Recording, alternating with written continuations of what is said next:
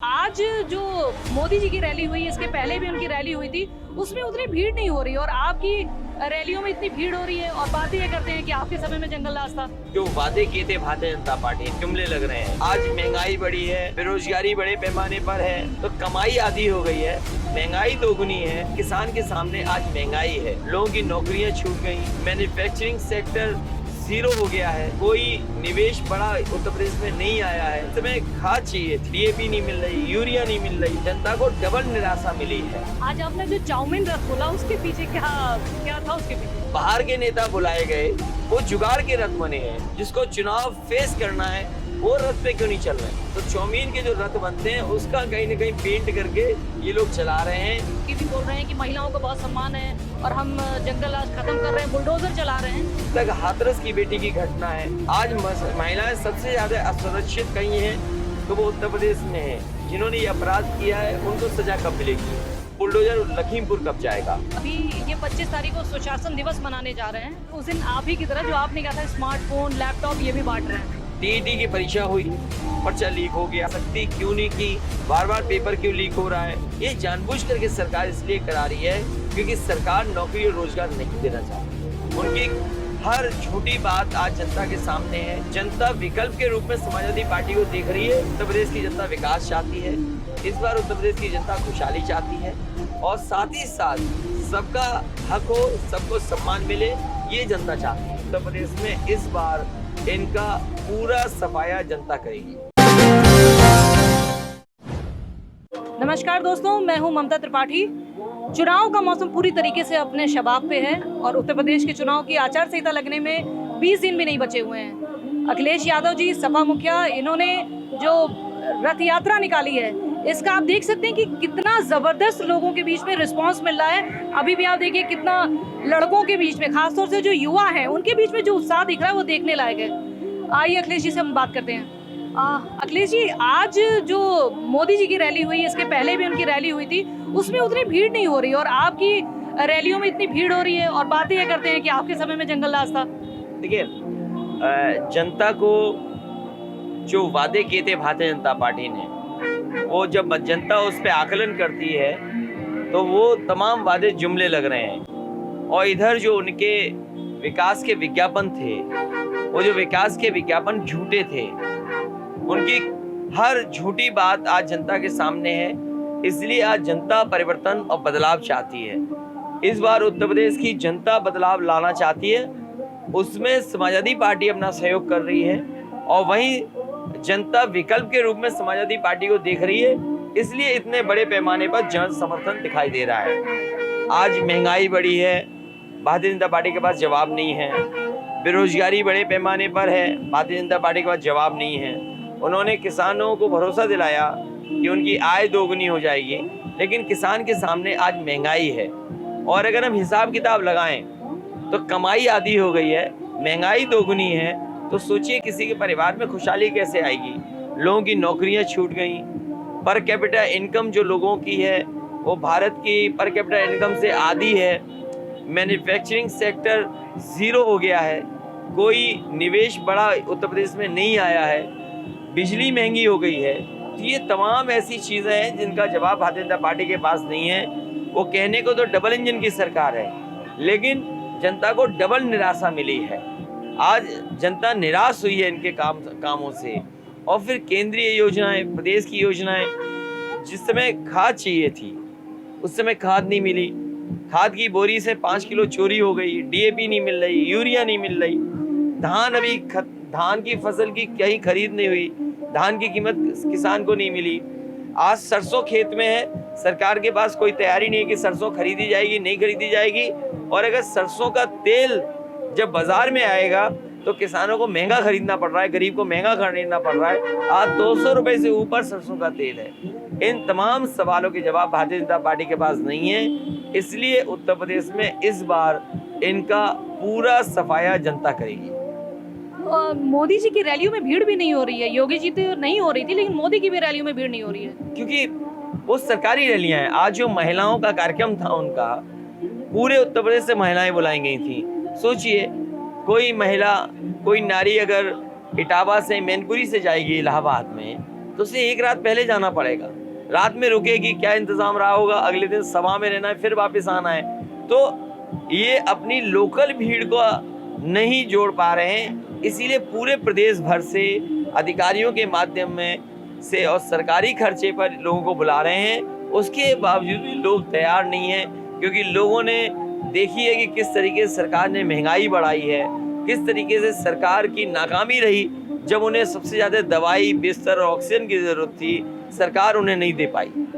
आज आपने जो चाउमीन रथ बोला, उसके पीछे क्या था उसके पीछे? देखिए, समाजवादी रथ इसलिए चला रहे हैं क्योंकि हम जनता का समर्थन जोड़ना चाहते हैं अपने साथ, और बड़ी तैयारी के साथ किया, और बाकायदा कार्यक्रम और हमारा रथ तैयारी से बनाया और फिर तैयारी के साथ चला रहे हैं। लेकिन बीजेपी को लगा कि समाजवादी रथ में जन समर्थन आ रहा है तो हम भी कोई ना कोई रथ चलाएं। बाहर के नेता बुलाए गए और उनसे झंडा दिखवाया, कुछ देर चले, और जो उनके रथ भी बने हैं वो जुगाड़ के रथ बने हैं। अगर देखें उनको तो बड़े बड़े शहरों में जो रेस्टोरेंट बनते हैं या जो खाने के सामान बिकते हैं, और खासकर इस समय लोकप्रिय चाउमीन बहुत है, तो चाउमीन के जो रथ बनते हैं उसका कहीं ना कहीं पेंट करके ये लोग चला रहे हैं। इनका दूल्हा कहाँ है? जिसको चुनाव फेस करना है वो रथ पे क्यों नहीं चल रहे हैं? उनको रथ पे चलना चाहिए। उनकी जिम्मेदारी बनती है कि रथ पे चलें और जनता को बताएं कि उन्होंने क्या क्या विकास किए, क्योंकि जनता उनके बुलाने से नहीं आएगी। वो जानते हैं कि जनता निराश कर देगी, इसलिए उन्होंने दिल्ली और बाहर से नेताओं को बुला करके केवल झंडी दिखवाई। आज रथ कहाँ है किसी को नहीं पता। तो ये महिलाओं के बारे में बार बार मोदी भी बोलते हैं, योगी भी बोल रहे हैं कि महिलाओं को बहुत सम्मान है और हम जंगल आज खत्म कर रहे हैं, बुलडोजर चला रहे हैं। तो कहाँ तक दिख रहा है? ऐसा दिखाई तो नहीं पड़ रहा है, क्योंकि मामले तो बहुत ज्यादा बढ़ते जा रहे हैं। अगर बुलडोजर चलाना है और सरकार दावा इस बात का करती है कि माफिया और अपराधियों पे बुलडोजर चलते हैं, तो लखीमपुर में जिस पर आरोप लगा, जिस गृह राज्य मंत्री पर उंगली लगी है कि इन्होंने या इनके सहयोगी लोगों ने, और जांच में भी नाम आया है, तो बुलडोजर लखीमपुर कब जाएगा? जिन्होंने किसानों को कुचल के मार दिया, जिन्होंने ये अपराध किया है, उनको सजा कब मिलेगी? और जहाँ तक हाथरस की बेटी की घटना है, वो पूरे देश और दुनिया ने देखी है। आज महिलाएं सबसे ज़्यादा असुरक्षित कहीं हैं तो वो उत्तर प्रदेश में है। NCRB के आंकड़े जो कहते हैं 40% से ज़्यादा महिलाओं के ऊपर और महिलाओं पर क्राइम बढ़े हैं। इसका जवाब भारतीय जनता पार्टी के पास क्या है? आखिरी सवाल अखिलेश जी, अभी ये 25 तारीख को सुशासन दिवस मनाने जा रहे हैं, और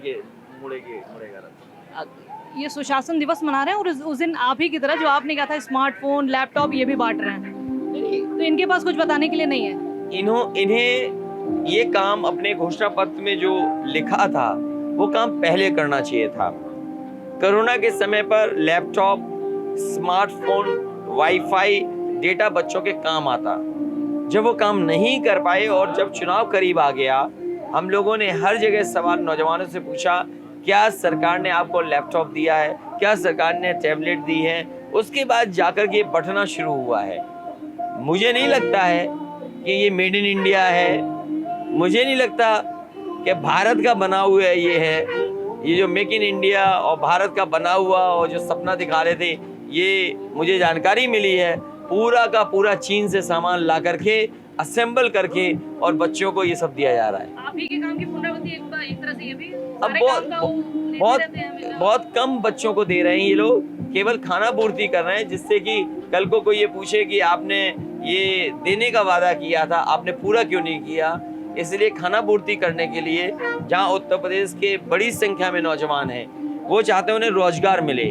टीईटी की परीक्षा हुई, पर्चा लीक हो गया।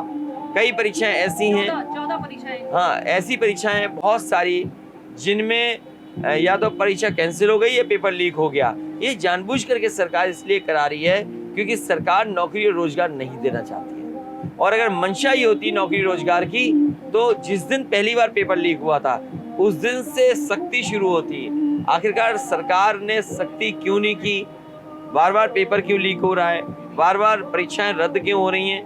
इसकी जिम्मेदार सरकार है, और सरकार जानबूझ करके नौजवानों को नौकरी रोजगार नहीं देना चाहती, इसीलिए लीक हो रहा है, इसीलिए परीक्षाएं रद्द हो रही हैं। अति पिछड़ा, अति दलित नहीं चलेगा। हाँ, इस बार उत्तर प्रदेश की जनता विकास चाहती है, इस बार उत्तर प्रदेश की जनता खुशहाली चाहती है, और साथ ही साथ सबका हक हो, सबको सम्मान मिले, ये जनता चाहती है। और हमें उम्मीद है कि जनता ने जिस तरीके से काम देखा था, डायल 100 का, एम्बुलेंस का, बड़ी बड़ी इंस्टीट्यूशन बनने का, कैंसर इंस्टीट्यूट बनने का, बड़ी बड़ी सड़कें बनाने का, जिला मुख्यालय को 4 लेन जोड़ने से, बड़े बड़े बिजली कारखाने, शायद जनता चाहती कि विकास हो, खुशहाली हो, तभी उनका जीवन बदले। तो सरकार में आके कुछ आपका प्लान है ऐसा जो बताना चाहिए? मैं बहुत सारे चीज़ें अभी नहीं बोल सकता क्योंकि मैनिफेस्टो में आना है कि हम कितनी सस्ती बिजली देंगे, कितना गरीबों को हम बिजली दे पाएंगे, कितना लैपटॉप बांटेंगे, ये तमाम चीज़ बेटियां, बहनों और माओं को क्या सुविधाएं देंगे, ये तमाम चीज़ें जो घोषणा पत्र में आएंगी। थैंक यू हमसे बात करने के लिए। ये थे अखिलेश यादव जी, इन्होंने आपको बताया कि किस तरीके से इस बार का जो 2022 का चुनाव है उसमें वो जनता के बीच में किन मुद्दों के साथ जाएंगे।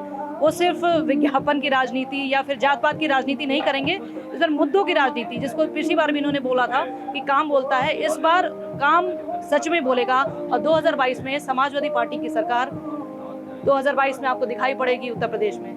Thank you. और आप हमसे जुड़े रहने के लिए सब्सक्राइब करें YouTube पर, फॉलो करें Twitter पर और लाइक करें Facebook पर। और ज्यादा जानकारी के लिए आपको टाइप करना होगा सिर्फ न्यूज़ नशा।